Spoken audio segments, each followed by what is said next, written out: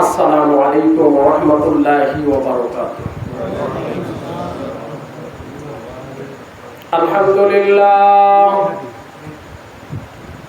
আলহামদুলিল্লাহ নাহমাদুহু ওয়া নাস্তাঈনুহু ওয়া নাস্তাগফিরুহু ওয়া নু'মিনু বিহি ওয়া নাতাওয়াক্কালু আলাইহি ওয়া নাউযু বিল্লাহি মিন শুরুরি আনফুসিনা ওয়া মিন সাইয়্যাতি আ'মালিনা। من يهده الله فلا مضل له ومن يضلله فلا هادي له ونشهد أن لا إله إلا الله وحده لا شريك له ونشهد أن سيدنا وسندنا ونبينا وشفينا وحبيبنا ومولانا محمدا عبده ورسوله الذي أرسله بالحق بشيرا ونذيرا وداعيا إلى الله بإذنه وسراجا منيرا فقد قال الله تعالى في كلامه المجيد وفرقانه الحميد فأعوذ بالله من الشيطان الرجيم بسم الله الرحمن الرحيم إن الله وملائكته يصلون على النبي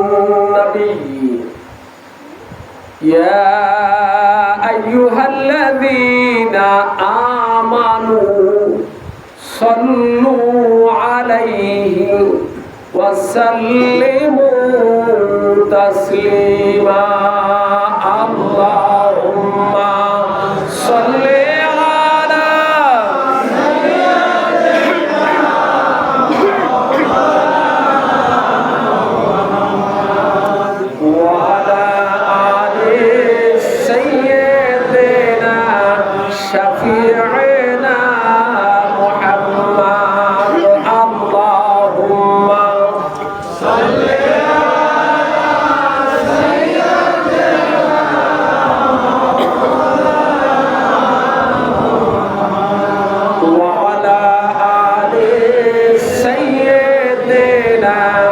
شفيعنا محمد اللهم صل على سيدنا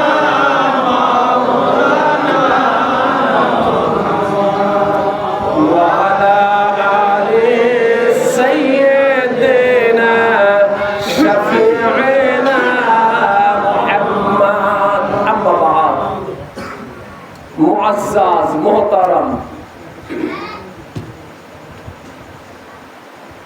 সম্মানিত মুরব্বিয়ানি কারাম, আমার শ্রদ্ধাভাজন উভয় জগতের উস্তাদ,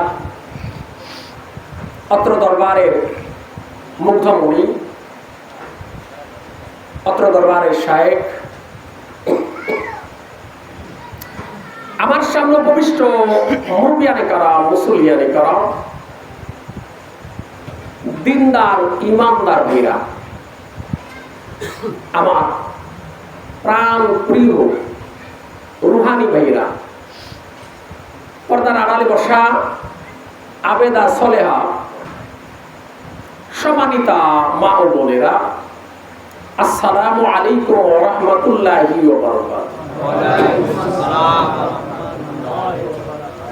সম্মানিত উপস্থিতি, সর্বপ্রথমে প্রশংসা জ্ঞাপন করছি যিনি যে রব্বুল আলামিন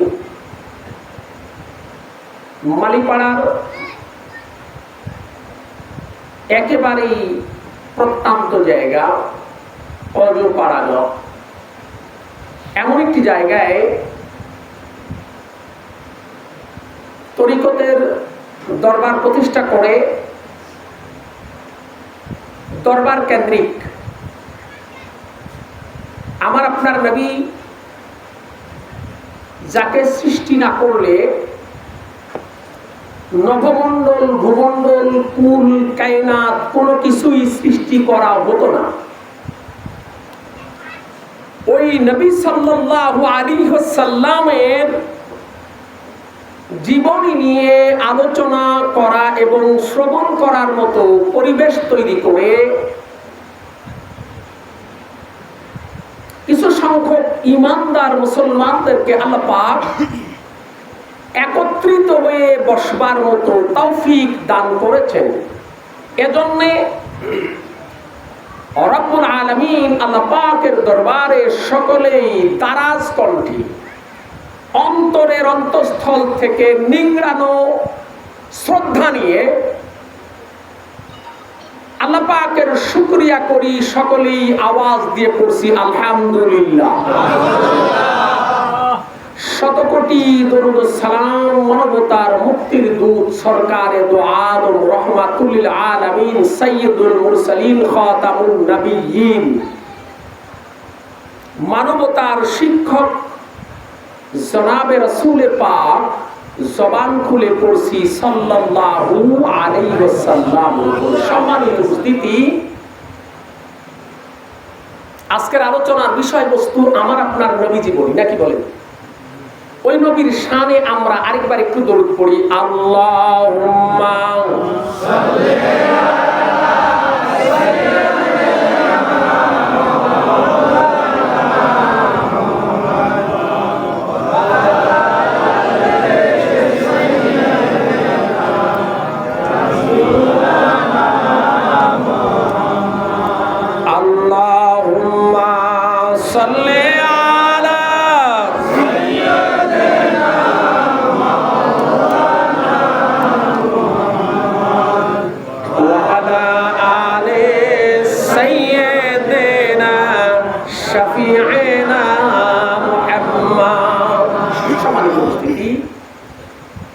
আমি আমার আলোচনার শুরুতে 2-1 মিনিট আপনাদের সময় নষ্ট করব, একটু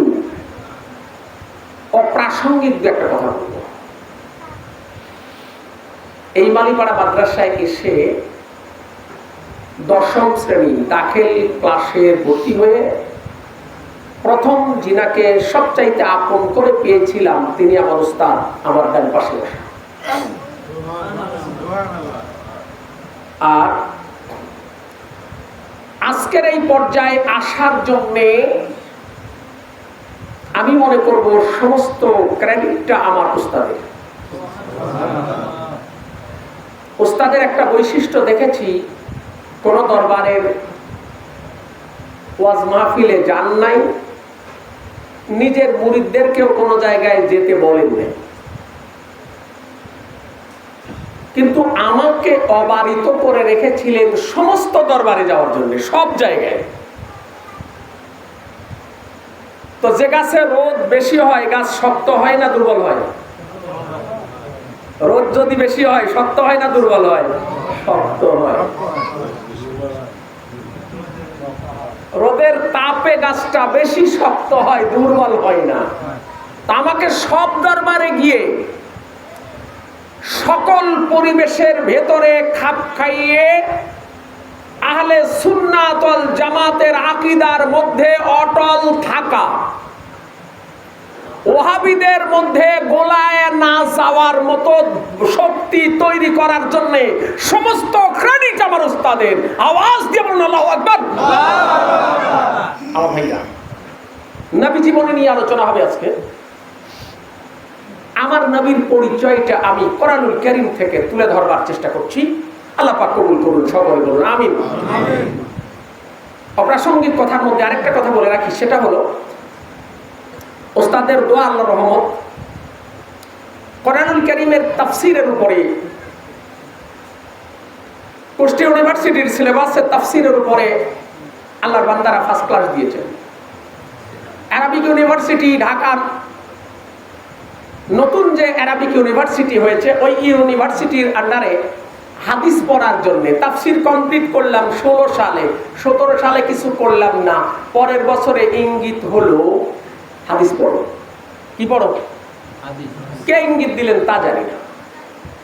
হাদিস পড়তে গিয়ে যেটা দেখলাম সেটা হলো বাংলাদেশ, ভারত, গোটা ভারতবর্ষের ইসলাম প্রচারক যিনারা, তিনাদের প্রথম নাম্বার হচ্ছেন খাজা মঈনুদ্দিন চিশতি আজমিরি রহমাতুল্লাহি আলাইহি। আর ওনার থেকে শুরু করে মুজাদ্দেদে জামান ফুরফুরার পীর আবু বকর সিদ্দিকী রহমাতুল্লাহি আলাইহি পর্যন্ত পীর মাশায়েখগণ ইসলাম প্রচার করেছেন বাংলা ভারতবর্ষ মিলিয়ে। আর এবছরে একটা বিষয় বড় আফসোস, একটা বিষয় বড় ব্যথার, একটা বিষয় বড় কষ্টের, বাংলাদেশে পীর মাশায়েখদের মাজারাত গুলি বুলডোজার দিয়ে ভাঙা হয়েছে।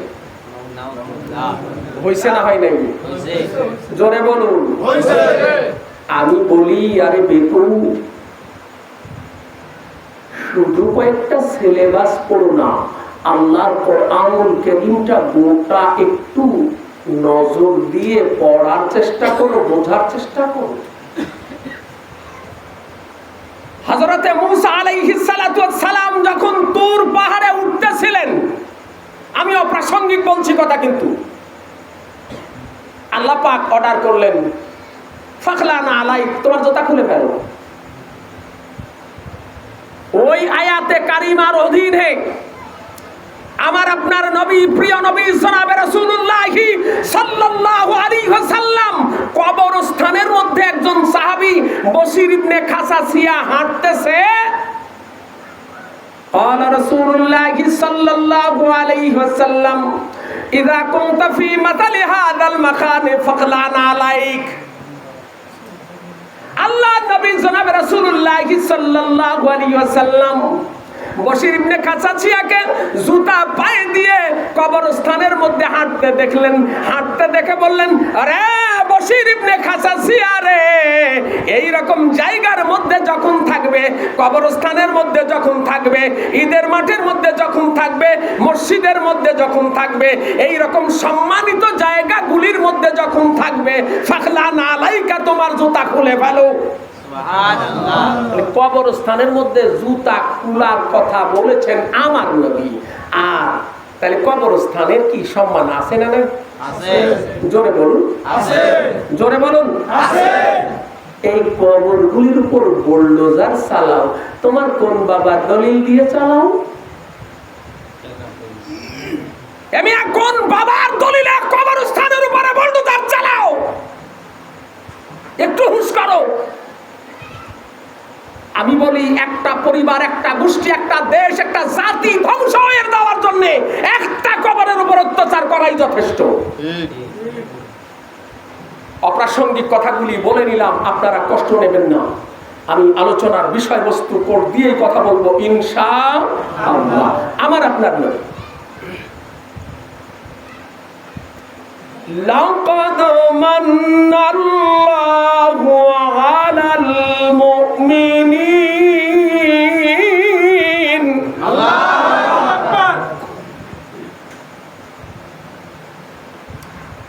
إذ بعث فيهم رسولا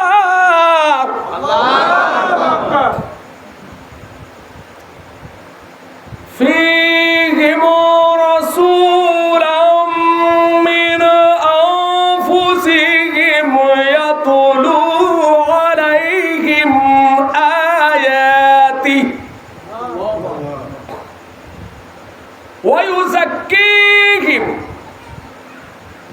ويعلمهم الكتاب وإن كانوا من قبل لفي ضلال مبين আল্লাহ পাকের ঘোষণা লাকাদ অবশ্যই লামে তাকিদ দিয়ে আল্লাহ পাক বললেন লাকাদ অবশ্যই মান্নাল্লাহু নিয়ামত দিয়েছেন আল্লাহ তাবারকা ওয়া তাআলা আলাল মুমিনিন মুমিনদের জন্য সকলেই জবান খুলবেন নিয়ামত কাদের জন্য জোরে বলুন তবে মুনাফিকদের জন্য কিন্তু নয় কাদের জন্য নয় জোরে বলো একটু ভালো করে শুনুন নবীর প্রতি শ্রদ্ধা ভালোবাসা নবীর আনুগত্য এটাই হলো মুমিনের বৈশিষ্ট্য নামাজ মুমিনের বৈশিষ্ট্য নয় মসজিদে যাও নামাজ পড়ো আর আলেম ওলামাদের নিয়ে কিছু ঘাটাঘাটি করো তামাশা করো ওরে বেঈমান ওরে বেঈমান আজকে তুমি আমার আপনার কয়েকজন সলিমুদ্দিন কলিমুদ্দির মতো একজন হাফেজ কারি ইমাম সাহেবের পেছনে নামাজ পড়ে গরমে গদগদ হয়ে যাও স্বয়ং আল্লাহর নবীর পেছনে আব্দুল্লাহ ইবনে উবাই ইবনে সলুল আব্দুল্লাহ ইবনে উবাই ইবনে সলুল পরিচয় জানেন মুনাফিকদের নেতা কার নেতা জোরে বলুন মুনাফিকদের নেতা মুনাফিকদের নেতা হলো কেন জানেন মুনাফিকদের নেতা হলো এই জন্যে আমার আপনার নবী জনাবে রাসূলুল্লাহ সাল্লাল্লাহু আলাইহি ওয়াসাল্লাম হিজরত করে মদিনায় যাওয়ার আগে মদিনার লোকেরা ওই আব্দুল্লাহ ইবনে উবাই ইবনে সলুলকে নেতা মানত আর তাকে একচ্ছত্র নেতা বানিয়ে তার জন্য মাথার জন্য মুকুট বানানোই হয়ে গেছে কিন্তু আমার আপনার নবী জনাবে রাসূলুল্লাহ সাল্লাল্লাহু আলাইহি ওয়াসাল্লাম মদিনায় পৌঁছার সঙ্গে সঙ্গে মদিনার মানুষগুলি মদিনার লোকেরা 50 পাওয়ারের লাইটের কাছে যদি 1000 পাওয়ারের লাইট জ্বালানো হয় 50 পাওয়ারের লাইট থাকে জোরে বলুন তো আমার নবী যখন মদিনায় পৌঁছলেন মদিনার সমস্ত লোকেরা একাকার হয়ে আমার আপনার নবীকে নেতা মেনেছে আওয়াজ দিয়ে বলুন আল্লাহু আকবার সেখান থেকেই আব্দুল্লাহ ইবনে উবাই ইবনে সলুলের গাজালা শুরু হয়েছে আমার আপনার নবীর বিরোধিতা শুরু হয়েছে আওয়াজ দিয়ে বলুন নাউজুবিল্লাহ এরপরেও নামাজ কিন্তু পড়তেন কি পড়তেন জোরে বলুন কোথায় পড়তেন জানেন এক কোনায় গিয়ে নয় সরাসরি আল্লাহর নবী জনাবে রাসূলুল্লাহ সাল্লাল্লাহু আলাইহি ওয়াসাল্লামের মুসাল্লা বরাবর ইমামের বরাবর নবীর বরাবরে দাঁড়িয়ে আব্দুল্লাহ ইবনে উবাই ইবনে সলুল নামাজ পড়তো সাহাবায়ে কেরাম জিজ্ঞেস করতো তুমি তো অন্য কোথাও দাঁড়াও না বলে এই বরাবরে না দাঁড়ালে আমার তৃপ্তি হয় না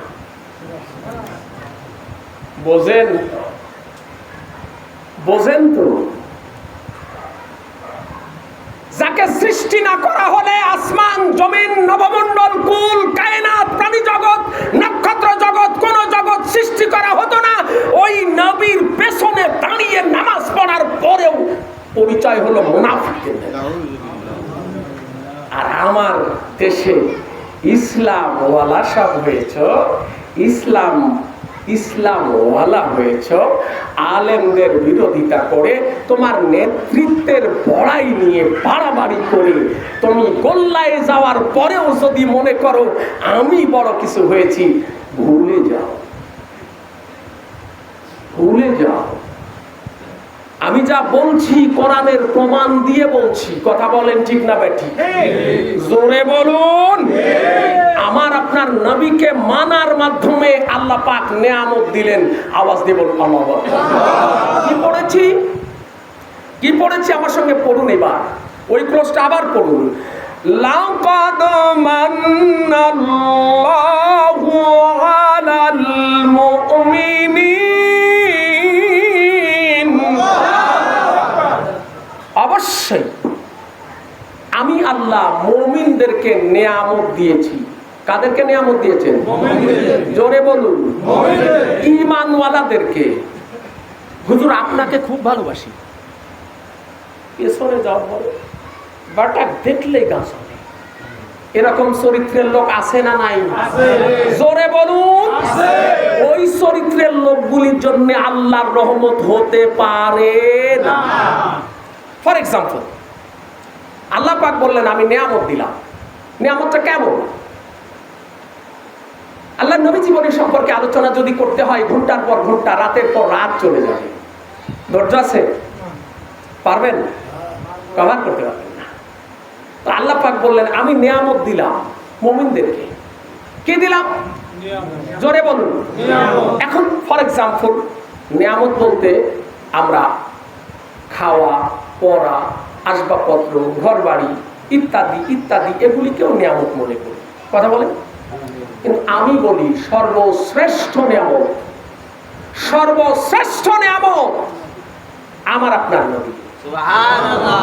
জোরে বলুন সুবহানাল্লাহ। কেন? আমার আপনার নবী ধরাধামে না আসলে যে আয়াত পড়েছি, ওই আয়াতে কারিমার শেষ অংশে বলা হয়েছে وَإِن كَانُوا مِن قَبْلُ لَفِي ضَلَالٍ مُبِينٍ। আল্লাহ পাক বললেন ওই নবীকে পাঠানোর আগে ওই লোকগুলি সব প্রকাশ্য গোমরাহির মধ্যে ছিল। কিসের মধ্যে ছিল? জোরে বলুন। এমিয়া জোরে বলুন। গোমরাহির মধ্যে ছিল, অন্ধকারের মধ্যে ছিল। এখন আসুন মালিপাড়া, অনেক বড় এরিয়া, এখানে আজকে আলো জ্বলেছে কি দিয়ে? না, এখানে কি দিয়ে আলো জ্বলেছে? না, কোরআন তো মালিপাড়ার আরো আরো অনেক অনেক হুজুররা পড়ে। এই মানুষটাকে দিয়ে যিনি আপনাদেরকে আজকে একত্রিত করেছেন। কথা বলেন ঠিক না বেটি? আমি দলিলগুলো একটু ধীরে ধীরে নিয়ে আসবো। আমার আপনার নবী আসলেন যখন তখন থেকে শুরু করে কিয়ামত পর্যন্তর জন্যই আমার আপনার নবী নিয়ামত। আওয়াজ দিয়ে বলুন সুবহানাল্লাহ। তো নবী আসলেন কেন আসলেন? নবী আগমনের কারণগুলি আল্লাহ পাক কোরআনে বর্ণনা করলেন। তা আমি আপনাদের কাছে খুব সংক্ষিপ্ত বলবো, কারণ কথা ধারণ করার মতো ক্ষমতা আপনাদের হবে না। ইয বাআসা ফীহিম রাসূলা, আল্লাহ নিয়ামত দিলেন যখন তোমাদের মধ্যে, তাদের মধ্যে নবী পাঠালেন, রাসূল পাঠালেন। রাসূলটাই হলো নিয়ামত। কি নিয়ামত? রাসূল। জোরে বলুন রাসূল। নিয়ামতটা আল্লাহ রাসূল। ওই রাসূলের কাজ কি? রাসূল পাঠালেন তাও নিজেদের মধ্য থেকেই, যেন ভাষাটা বোঝাইতে পারছি তো? এখন যদি আরব দেশের কোন লোক এসে এখানে অবিরত আরবি দিয়ে বক্তব্য দেয়, আপনারা কিছু বুঝবেন? জোরে বলুন। কিছু বুঝবেন? কিছু বুঝবেন না। আবার আপনার উস্তাদ যদি এখন কোরআন তেলাওয়াত করে এরপরে কোরআনের ভাষাটাকে ট্রান্সফার করে আপনার ভাষায় যদি আপনাকে বোঝায়, আপনি বুঝবেন? ঠিক আছে না? এই জন্যে আল্লাহ পাক নবী পাঠালেন তাদেরই মধ্যে। আরো ব্যাখ্যা পরে দিব। তো নবীর দায়িত্ব হলো ইয়াতলু আলাইহিম আয়াতিহি, যে আল্লাহ পাঠালেন ওই আল্লাহর আয়াতগুলি তেলাওয়াত করে করে জাতিকে শোনাবে। আরো জোরে বলুন সুবহানাল্লাহ। ওয়া ইউযাক্কিহিম, আর কি করবেন? যাক্কা ইউযাক্কি, তাজকিয়ায়ে নফস। আজকালকে টেডি মার্কা, কি মার্কা? টেডি মার্কা। ডিজিটাল বলি না, টাল মার্কা আলেমগুলি তাজকিয়ায়ে নফস শুনলে পরে গাজলে আছে না নাই? জোরে বলুন। আচ্ছা বলুন তো, কলেজ ইউনিভার্সিটির ছেলেরা সিঁড়ির উপরে দাঁড়িয়ে কেবলই লেকচার দিয়ে ওস্তাদ স্যার নেমে যাচ্ছে, কান ধরে না বাদ দেয়? কথা বলেন না কেন? এরকম নজির আছে না নাই? জোরে বলুন। আছে। আর মনে হয় কোনো জায়গায় নাই, আর কোনো জায়গায় নাই নাকি? আমাদের সময়ে আমাদের উস্তাদদের সামনে কথা বলতে গিয়েও মেপে ঝুঁকে বলতাম। এখন তাসাউফের কিতাবগুলি সব উঠে গেছে, ডিজিটাল হয়েছে। আমি বলি ডিজিটাল না, টাল বাংলাদেশ হয়েছে। এই টাল বাংলাদেশের টাল সিলেবাস পড়া, টাল সিলেবাস পড়া। এবছরে আমি আমার ফেসবুকে কমেন্টস দিয়েছিলাম, মাদ্রাসার বোর্ডের চেয়ারম্যান বক্তব্য দিতে গিয়ে কিছু কথা বলেছিলেন, অপ্রিয় সত্য কথা বলেছিলেন। যে সত্য কথাগুলি আমি আমার ফেসবুকে শেয়ার দিয়েছিলাম, উনি কিছু কথা বলেছিলেন যা বলার মতো না। তাসাউফের কিতাবগুলি বিদায় দিয়ে, আদব কায়দাগুলি বিদায় দিয়ে, ফর এক্সাম্পল শুনতে পেলাম এই ইমিডিয়েটলি মালিপাড়া মাদ্রাসায় একেবারে ওস্তাদ বরাবরে জোতা চেঙ্গা চেঙ্গি হয়। শুনেছেন না শোনেন নেই? জোরে বলুন। এমনি আর শোনেন তো দুই চারজন, কথা বলেন না কেন? শুনেছেন তো না শোনেন নাই? আচ্ছা বলুন তো, এই দরবারে দুই একজন কি জোতা চেঙ্গা চেঙ্গি করেছে? এটাই হলো তাজকিয়ায়ে নফস। এটা কি? জোরে বলুন। তাজকিয়ায়ে নফস। নিয়া তোমার আত্মার প্রশান্তি, আত্মাকে সুন্দর করা। আত্মিক সৌন্দর্য না আসলে মানুষ, আরে আল্লাহ, মানুষ সম্পর্কে কি বলবো? মানুষ সম্পর্কে মান্তেকের লেখক লিখেছেন, আল ইনসানুন হায়ওয়ানুন নাতিক, মানুষ হলো বাকযন্ত্র সম্পন্ন জানোয়ার। আমি অপ্রাসঙ্গিক একটা কথা বলছি, কেন বলছি? নবীর দায়িত্বটা কি? নবী আসলেন কেন? নবী আসলেন মানুষকে অমানুষকে মানুষ বানানোর জন্য, দোপায়া জানোয়ার গুলোরে মানুষ বানানোর জন্য। বুঝাইতে পারছি? তাহলে এই কথাগুলি বলা দরকার না বাদ দেওয়া? বলাই দরকার। তো মান্তেকের লেখক লিখেছেন আল ইনসানুন হায়ওয়ানুন নাতিক, মানুষগুলি হলো বাকযন্ত্র সম্পূর্ণ জানোয়ার। قال رسول الله صلى الله عليه وسلم الدنيا جيفة طالبها كلاب। আমি আবার বলছি, قال رسول الله صلى الله عليه وسلم الدنيا جيفة طالبها كلاب। আল্লাহর নবী পবিত্র জবান দিয়ে বলেন, দুনিয়াটা মরা লাশ, আর এই মরা লাশটা নিয়ে যারা টানাটানি করে ওরা হলো কুকুর। ওরা কি? তালেবুহা কেলাব। দুনিয়া একটা পচা গলিত মরা লাশ, এই লাশ নিয়ে যারা টানাটানি করে, এই লাশ নিয়েই যারা পড়ে থাকবে, আল্লাহর নবী বলেন ওরা কুকুর। কে বলছেন? আল্লাহর নবী। আমি বলছি কি? না। না।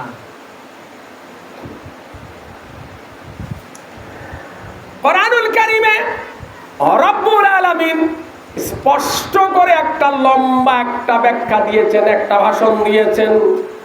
ওয়ালাকাদ যারানা লিজাহান্নামা কাসীরাম মিনাল জিন্নি ওয়াল ইনসি লাহুম কুলুবুন লা ইয়াফকাহুনা বিহা ওয়া লাহুম আ'য়ুনুন লা ইউবসিরুনা বিহা ওয়া লাহুম আযানুন লা ইয়াসমাউনা বিহা উলাইকা কাল আনআম। আল্লাহ পাক অনেকগুলি কথা বলে শেষটা বললেন উলাইকা, ওরাই হচ্ছে কাল আনআম, চার পাওয়ালা জানোয়ারের মতো। কিসের মতো? জোরে বলুন। এই মেয়ে, আপনার দুই কান পাও, দুই কান হাত, দুইটা চোখ, এগুলি আছে আর মানুষ হয়ে গেলেন? আল্লাহ বলেছেন উলাইকা কাল আনআম। আল্লাহ দেমাগ দিয়েছেন, কলব দিয়েছেন বোঝার জন্যে, কাল দিয়েছেন বোঝার জন্য, কাল দিয়েছেন শেখার জন্য, কাল দিয়েছেন আদব শেখার জন্য, কাল দিয়েছেন মেনে নেওয়ার জন্য, কাল দিয়েছেন ইত্তেবা করার জন্য। আপনি যদি কোরআনের ইত্তেবা, রাসূলের ইত্তেবা, নবীর ইত্তেবা, উস্তাদের ইত্তেবা করতে ব্যর্থ হন, আপনি চার পাওয়ালা জানোয়ারের মতো। কষ্ট পান? জোরে বলুন। আমার ভাইরা, আমার আপনার নবী জনাব রাসূলুল্লাহ সাল্লাল্লাহু আলাইহি ওয়াসাল্লামকে রব্বুল আলামিন পাঠালেন তাজকিয়ায়ে নফস, মানুষগুলোরে মানুষ বানাবার জন্য। দুই পাওয়ালা জানোয়ারগুলোরে মানুষ বানাবার জন্য আমার আল্লাহ আমার আপনার নবীকে ধরাধামে প্রেরণ করলেন। আওয়াজ দিয়ে বলুন সুবহানাল্লাহ, লা ইলাহা ইল্লাল্লাহ। একটু আওয়াজ, লা ইলাহা ইল্লাল্লাহ, জোরে আওয়াজ, লা ইলাহা ইল্লাল্লাহ, লা ইলাহা ইল্লাল্লাহ, লা ইলাহা ইল্লাল্লাহ, জোরে, লা ইলাহা ইল্লাল্লাহ, লা ইলাহা ইল্লাল্লাহ, লা ইলাহা ইল্লাল্লাহ, লা ইলাহা ইল্লাল্লাহ, লা ইলাহা ইল্লাল্লাহ মুহাম্মাদুর রাসূলুল্লাহ। জবান খুলে পড়ছি সাল্লাল্লাহু আলাইহি ওয়াসাল্লাম। আমার ভাইরা, আমি যে কথাগুলি বলছি বাই দা কোটেশন ডাইরেক্ট কোরআন শরীফ থেকে। বুকে এত বড় পাটা নিয়ে কথাগুলি শুনবেন আর বুঝবেন। আর কেউ যদি প্রটেস্ট করতে চায় জবাব দেবেন, সরাসরি জবাব দেবেন। আল্লাহ নিয়ামত শুধু নবীকে দিয়ে আরবেই দেন নাই, আল্লাহ নবীকে দিয়ে আরব থেকে শুরু করে আজম তথা গোটা পৃথিবীর প্রান্ত প্রান্ত পর্যন্ত নিয়ামত দিয়ে কিয়ামত পর্যন্ত ভরপুর করে দিয়েছেন। আওয়াজ দিয়ে বলুন আল্লাহু আকবার। আমি এই দলিলগুলি পেশ করার জন্য ছোট্ট একটা সূরা থেকে দুইটা আয়াত নিয়েছি। এই দুইটা আয়াত আলোচনা করেই আমি আমার আলোচনা আজকে ক্লোজ করব ইনশাআল্লাহ। জোরে বলুন ইনশাআল্লাহ। হুয়াল্লাযী বা'আসা ফিল উম্মিয়্যিন, আল্লাহু আকবার, উম্মিয়্যিনা রাসূলা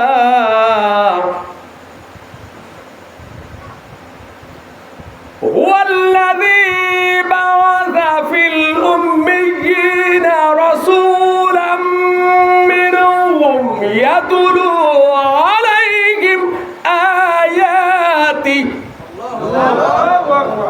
ويزكيهم ويعلمهم الكتاب والحكمة وإن كانوا من قبل لفي ضلال مبين।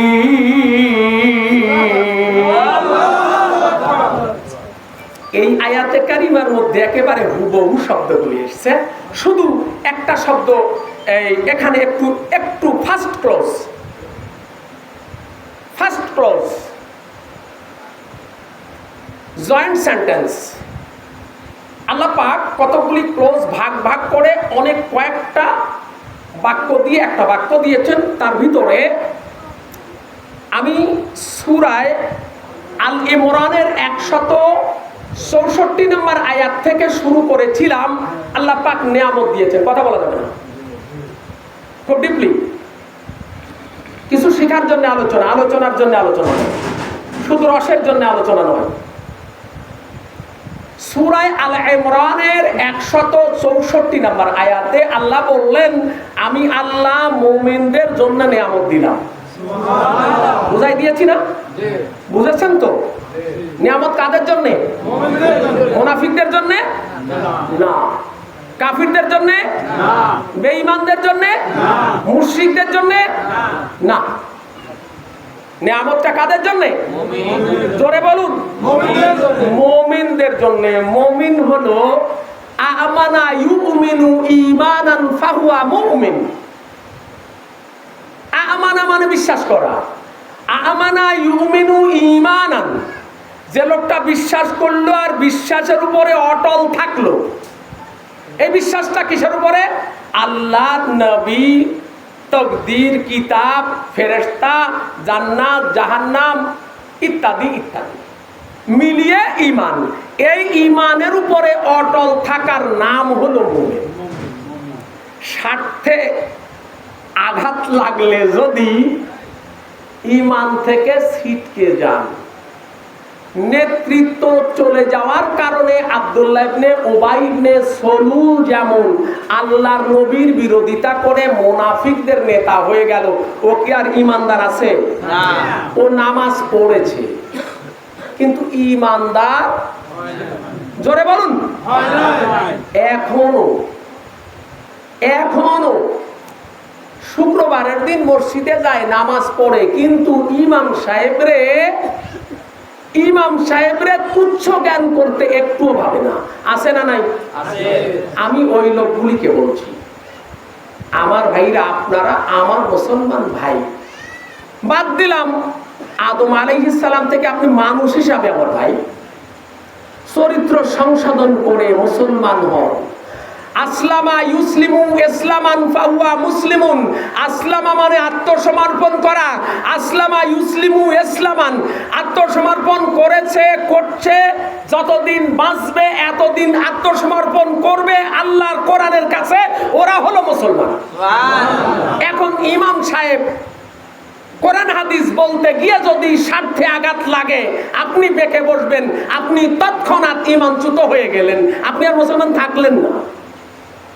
কথা বুঝাইতে পারছি তো? জোরে বলুন। যাই হোক, আমি আসলে কথা ক্লোজ করে শর্ট করব। দেখুন আমি কি বলেছি, আল্লাহ পাক নিয়ামত দিলেন আরবের লোকেদের মধ্যে, ঈমানদারদের মধ্যে। ওই নিয়ামতটা ব্যাপ্তি আকারে অনারবদের মধ্যে কিয়ামত পর্যন্ত পৃথিবীর প্রান্তে প্রান্তে নিয়ামত ছড়িয়ে দিলেন। আওয়াজ দিয়ে বলুন আল্লাহু আকবার। আমার ভাইরা, বিস্তারিত কথা বলার মতো সময় ধৈর্য কোনোটাই আমারও নেই। ওয়ায়ুযাক্কিহিম ওয়া ইউআল্লিমুহুমুল কিতাবা ওয়াল হিকমা। কিতাব এবং হিকমত আল্লাহর নবী সাল্লাল্লাহু আলাইহি সাল্লাম শিক্ষা দিয়েছেন। ওই হিকমত দ্বারা হাদিস বোঝানো হয়েছে, ওই হিকমত দ্বারা ইলমে ফিকহ বোঝানো হয়েছে, ওই হিকমত দ্বারা কোরআন তাফসীরের, কোরআন হাদিসের ব্যাখ্যা বোঝানো হয়েছে। যাই হোক, এগুলি কোরআন হাদিসের সরাসরি তাফসীরের বিষয়। আমি একটা ছোট্ট ক্লোজ, وآخرين منهم لما يلحقوا بهم। আওয়াজ দেবেন আল্লাহ। এই ক্লোজটুকু আমাদের জন্য কত বড় নিয়ামত, জীবনে কোনোদিন শুনেছেন কোনোদিন? ভালো করে শোনো। وآخرين منهم, وآخرين منهم এর ব্যাখ্যায় মুফাসসিরিন کرام তিনটা মত বর্ণনা করেছেন।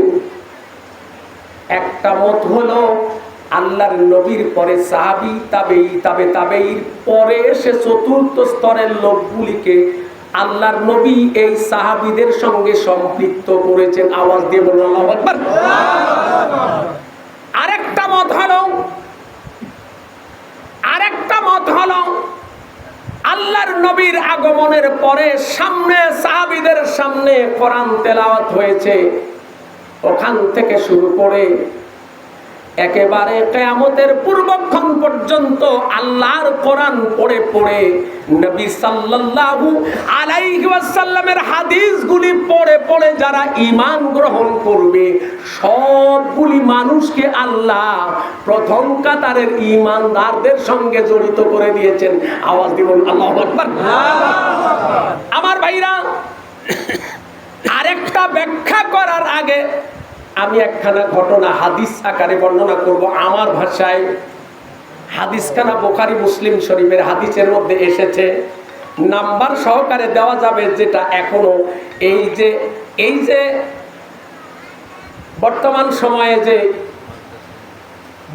সময়ে যে এই সিস্টেমের মধ্যে এসেছে এর মধ্যেও হাদিসগুলি আছে। এই হাদিসগুলি স্পষ্ট করে তুলে ধরা হয়েছে। আমার আপনার নবী জনাবে রাসূলুল্লাহ সাল্লাল্লাহু আলাইহি ওয়াসাল্লাম সাহাবায়ে কেরামদেরকে নিয়ে বসে বক্তৃতা করছেন, এমন সময় সূরা জুমা নাজিল হয়ে গেল। কোন সূরা? জোরে বলুন। সূরা জুমা নাজিল হয়ে গেল। রাবিয়ে মুকাসসার যার কাছ থেকে সবচাইতে বেশি হাদিস বর্ণিত হয়েছে তিনি হচ্ছেন হযরতে আবু হুরায়রা রাদিয়াল্লাহু তাআলা আনহু। তিনি বর্ণনা করেন, হযরত আবু হুরায়রা রাদিয়াল্লাহু তাআলা আনহু বর্ণনা করেন,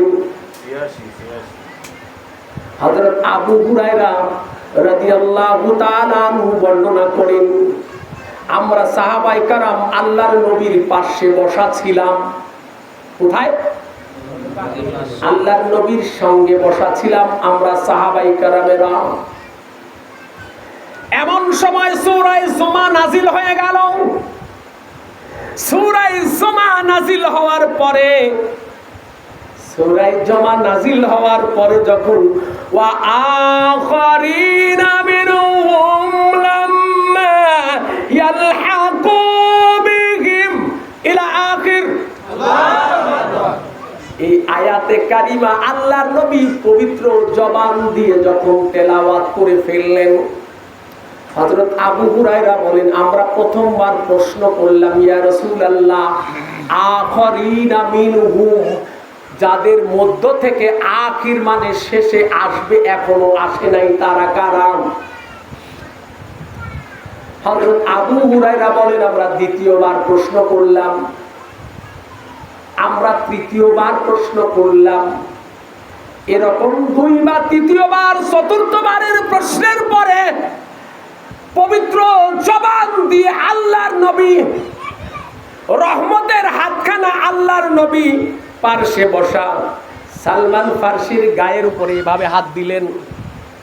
সালমান ফার্সির গায়ের উপরে, শরীরের উপরে হাতটা রেখে বললেন, ঈমান যখন সুরাইয়া নক্ষত্রের মতো উঁচুতে উঠে যাবে তখন এদের বংশের কিছু লোক ঈমান নিয়ে আসবে। আওয়াজ দিয়ে বলুন আল্লাহু আকবার। সুখবর না? জোরে বলুন। সুখবরে আনন্দ হয় না রাগ হয়? জোরে বলুন। আনন্দ হয়। আনন্দ হলে কি হয়? ঈদ হয়। এই ঈদে মিলাদুন নবী হয়। সুবহানাল্লাহ বললেন না? আমি কথা একেবারে শেষের দিকে নিয়ে আসছি। উস্তাদও চাচ্ছেন আমি শেষ করে দেই, আমি শেষ কথাটুকু বলি। এই আয়াত নাজিল হওয়ার পরে আমাদের দেশে কিছু বেকুব মার্কা লোক আছে, আরে আল্লাহর কোরআন আছে, নবীর হাদিস আছে, এত মাযহাব টাযহাব সব মানা লাগবে কেন? এরকম কথা বলে কি বলে না? জোরে বলুন। জোরে বলুন না রে ভাই। বলে, তারা বলে, আমি বলি বেকুবরা বলি। এই বেকুবরা, আমি বলি আরে বেকুব, তুমি কোরআন শরীফ পড়ে আর হাদিস শরীফ পড়েই বুঝে ফেলবে তুমি মহাপণ্ডিত। স্বয়ং আল্লাহর নবীর সামনে, স্বয়ং আল্লাহর নবীর সামনে সাহাবায়ে কেরাম বসা, আল্লাহর নবী কোরআন তেলাওয়াত করলেন, সাহাবায়ে কেরাম প্রশ্ন করলেন, ইয়া রাসূলুল্লাহ, বিষয়টা বুঝতে পারিনি। আল্লাহর নবীর সামনে সাহাবায়ে কেরাম বসা, বুঝতে পারেন নাই, আর পণ্ডিত তুমি কোরআন শরীফ তেলাওয়াত করে বুঝে ফেলবে। বেকুব করে কার, বেয়াদব বলি। মেডিকেল সায়েন্স পড়া নাই, ও ডাক্তার হয়ে গেছে, ওরে পাগল বলবে না ভালো মানুষ বলবে? জোরে বলুন, পাগল বলবে। মেডিকেল সায়েন্স না পড়ে, মেডিকেল সায়েন্সের বই পড়ে যদি কেউ বলে আমি এমবিবিএস ডাক্তার হয়েছি, ওরে লোকেরা পাগল বলবে। উলামায়ে কেরামদের কাছে যাওয়া নাই, পড়া নাই, শোনা নাই, এখন সব মহাপণ্ডিত হইছে। আমরা কোরআন হাদিস আছে, আল্লাহর নবী তো বলেই গেছে যে তারাকতু ফীকুম আমরাইনে লান তাদিল্লু মা তামাসসাকতুম বিহিমা কিতাবাল্লাহি ওয়া সুন্নতি। আল্লাহর নবী বলে গেছেন বটে, তবে ওইটুকু তোমাকে অভিজ্ঞ একজন আলেমের কাছে বসে পড়তে হবে। তুমি মহাপণ্ডিত একা একা বুঝবে না, ওই পণ্ডিতি করতে গেলে খাদে পড়বে। কথা বলেন ঠিক না ভাই? ঠিক, জোরে বলুন। তো আমার ভাইরা, এই আয়াত তেলাওয়াত হয়ে যাওয়ার পরে সাহাবায়ে কেরাম আল্লাহর নবীকে প্রশ্ন করলেন, হে নবী, ওরা কারা যারা এখনো আমাদের সাথে মিলিতই হয় নাই? আমরা উম্মীদের উপরে আল্লাহ কোরআন নাজিল করলেন, আমাদের সাথে এখনো মিলিতই হয় নাই, ওরা কারা? আল্লাহর নবী বললেন, এদের বংশের সালমান ফারসি রাদিয়াল্লাহু তাআলা আনহুকে উল্লেখ করে বললেন, পারস্যের এই লোকটার বংশের কিছু লোক ঈমান যখন সুরাইয়া নক্ষত্র হলো নক্ষত্রদের মধ্যে সবচেয়ে দূরে, এইরকম দূরে ঈমান যখন চলে যাবে তখনও ঈমান টেনে জমিনে আনবে। আওয়াজ দেবেন আল্লাহু আকবার। এই হাদিসের, এই আয়াতের ব্যাখ্যায়, এই হাদিসের ব্যাখ্যায় অধিকাংশ মুফাসসির, জালালাইনের লেখক আল্লামা জালালউদ্দিন সুয়ুতির মতো মরদ, এদেশের মাগুড়ি মার্কা আলেম না। আমার ভাষাগুলি করা হচ্ছে, বেয়াদবি নেবেন না। এদেশের বলদা মার্কা 1.5 পৃষ্ঠা পড়ুয়া না। তাফসীরে জালালাইনের লেখক আল্লামা জালালউদ্দিন সুয়ুতি রাহমাতুল্লাহি আলাইহি, উনি বলছেন এই হাদিস দ্বারা আল্লাহর নবী ইমামে আযম আবু হানিফা রাহমাতুল্লাহি আলাইহিকে বুঝিয়েছেন। আওয়াজ দিয়ে বলুন আল্লাহু আকবার। আর আমার দেশের সুইটকি মার্কা 1.5 পৃষ্ঠা পড়ুয়া, মগজ নাই, ফগজ নাই, কোরআন হাদিস আছে আমরা বুঝে ফেলবো, আবার মাযহাব মানা লাগবে, কারণ বেয়াদব বলি। এমিয়া কোরআন তোমাকে বুঝতে হবে মাযহাব অনুযায়ী, কোরআন তোমাকে বুঝতে হবে মাযহাব অনুযায়ী, কোরআন তোমাকে বুঝতে হবে মাযহাব অনুযায়ী। কারণ আল্লাহর নবী ভবিষ্যৎবাণী করেছেন ইমামে আযম রাহমাতুল্লাহি আলাইহি উল্লেখ করে, যেটা বড় বড় বংশীগণ, বড় বড় আলেমগণ বলেছেন। ইমামে আযম রাহমাতুল্লাহি আলাইহি যখন কোরআন হাদিস থেকে মাসলা বের করতেন, তখন তার ছাত্রদের তুল্য কোনো এলেমওয়ালা মানুষ ছিল। আর আহলে সুন্নাত ওয়াল জামাতের আকীদার লোকেরা মাযহাব অনুযায়ী চলে। এখন কতগুলি বেকুব কইল যে মাযহাব টাযহাব, আল্লাহর নবী আবার কোন মাযহাবের ছিল? আমি বলি, আরে বলো, তোমার জন্য সমাধান আছে। আমি বলি, আবারও বলি, আরে বলো, তোমার জন্য সমাধান আছে। তুমি যদি কোরআন হাদিস পড়ে সব বুঝে ফেলো, তাহলে তোমার কোনো মাযহাব মানা লাগবে না। তবে আমরা ছোট মানুষ, আমরা ছোট মানুষ, আমরা মাযহাব ছাড়া চলতে পারবো না, কারণ আমরা ছোট মানুষ। তো তাই আমার ভাইদেরকে বলি, আমি আমার ভাইদেরকে বলি, আবার বলছি, ভালো করে শুনবেন, আমি দরদ দিয়ে বলছি, আমি ভালোবাসা দিয়ে বলছি, আমি দরদ দিয়ে, ভালোবাসা দিয়ে, অন্তরের অন্তঃস্থল থেকে আন্তরিকতা দিয়ে বলছি, আমার ভাইরা শুনুন, কোন বেয়াদব যদি বলে মাযহাব মানা লাগবে না, ওই বেয়াদবের একটি কথা শুনবেন না। রাগ করলেন আমার কথায়? আল্লাহ তাবারক তাআলা নিয়ামত দিয়েছেন আরবে, আরবদের উপরে। তার সঙ্গে বলেছেন ওয়া আখারিনা মিনহুম লাম্মা ইয়ালহাকু বিহিম ইলা আখিরিল আয়া। এই আয়াত দ্বারা আল্লাহ পাক ওই নিয়ামতটা কিয়ামত পর্যন্ত পৃথিবীর প্রান্তে প্রান্তে ছড়িয়ে দিয়েছেন। যার একখানা কথা হলো ক্বালা রাসূলুল্লাহি সাল্লাল্লাহু আলাইহি ওয়াসাল্লাম আল উলামা ওয়ারাসাতুল আম্বিয়া, আলেমে দ্বীনেরা নবীদের উত্তরসূরি। আলেমদের সঠিকভাবে বুঝে মেনে যদি নিতে পারেন আপনি নিয়ামত পাবেন, আপনি ইমানদার, আপনি নিয়ামত পাবেন। আর যদি মানতে ব্যর্থ হন, ইত্তেবা করতে ব্যর্থ হন, তাহলে আপনি ইমান পাবেন না, নিয়ামত পাবেন না। এই জন্যে আসুন জানি বুঝি, জেনে বুঝি মেনে আমল করবার চেষ্টা করি। আল্লাহ পাক তৌফিক দান করুন, সকলে বলুন আমিন। কথা আমি আর বাড়াবো না, কথার মধ্যে আমি একটা